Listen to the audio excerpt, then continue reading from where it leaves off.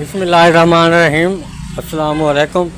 मैं हूं मुजाहिद अंजम और आप देख रहे हैं CCTV 4044। आजकल पूरे पाकिस्तान में ये परेशानी बहुत ज़्यादा फैली हुई है कि जायज़ कैश में यकम तारीख के बाद पैसे नहीं निकलेंगे, बायोमेट्रिक होगी, फ़लाँ जिसका अकाउंट आप चला रहे हैं उसमें से पैसे फंस जाएंगे, हमेशा के लिए अकाउंट में रह जाएंगे। बहुत सी ऐसी बातें फैली हुई हैं जो कि बिल्कुल सरासर गलत हैं। पाकिस्तान में बहुत सारे लोगों को ये भी नहीं पता कि ये जायज़ कैश एक बैंक है।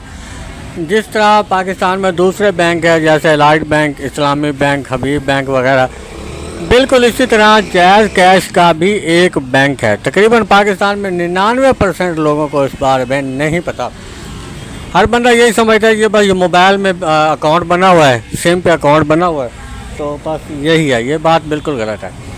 और दूसरा ये भी बहुत सारे लोगों को नहीं पता कि जिस तरह दूसरी आप किसी बैंक में अकाउंट खुलवाते हैं तो अकाउंट के मुख्तलिफ कैटेगरी होती है, जैसे सेविंग अकाउंट हो गया, बिजनेस अकाउंट हो गया, करंट अकाउंट हो गया। इसी तरह जायज़ कैश के भी काफ़ी सारे अकाउंट हैं, लेकिन हर बंदे को नहीं पता। हर बंदे ने अपने मोबाइल पे अपनी सिम पे अकाउंट खुलवा लिया तो वो ये समझता है कि यही अकाउंट है। ऐसा बिल्कुल नहीं है।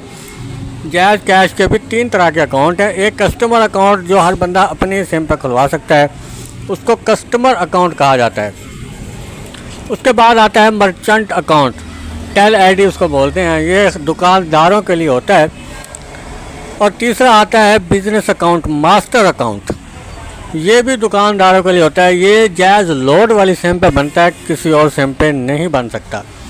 ये जो स्टेट बैंक ने पॉलिसी बनाई है ये सिर्फ़ और सिर्फ मास्टर अकाउंट पे बनाई है। अगर आप किसी दुकानदार से रिटेलर अकाउंट से, मास्टर अकाउंट से अपने मोबाइल में पैसे डलवाते हैं तो आपको बायोमेट्रिक की तस्दीक पड़ेगी।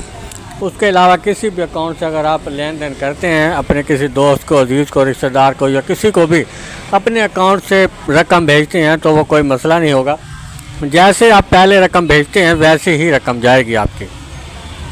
अलबत्ता अगर आप किसी दुकान से पैसे डलवाते हैं और दुकानदार आपको रिटेलर अकाउंट से पैसे डाल के देता है तो आपको बायोमेट्रिक करनी पड़ेगी। बायोमेट्रिक के अलावा पैसे नहीं जाएंगे। लेकिन ये अकाउंट दुकानदार बहुत कम यूज़ करते हैं क्योंकि इसमें कटौती होती है। अगर आपके 1000 रुपये दुकानदार निकालता है तो दुकानदार को सिर्फ 3 रुपये मिलते हैं, 17 रुपये कंपनी काट लेती है उसके। तो ये अकाउंट बहुत कम लोग इस्तेमाल करते हैं, सिर्फ सेंडिंग के लिए अलबत्ता इस्तेमाल करते हैं, लेकिन रिसीविंग के लिए ये अकाउंट इस्तेमाल नहीं होता। बहरहाल आपको परेशान होने की ज़रूरत बिल्कुल नहीं है कि अकाउंट आपका बंद हो जाएगा या आपके पैसे नहीं निकलेंगे या ये हो जाएगा वो हो जाएगा, ऐसा कुछ भी नहीं होगा।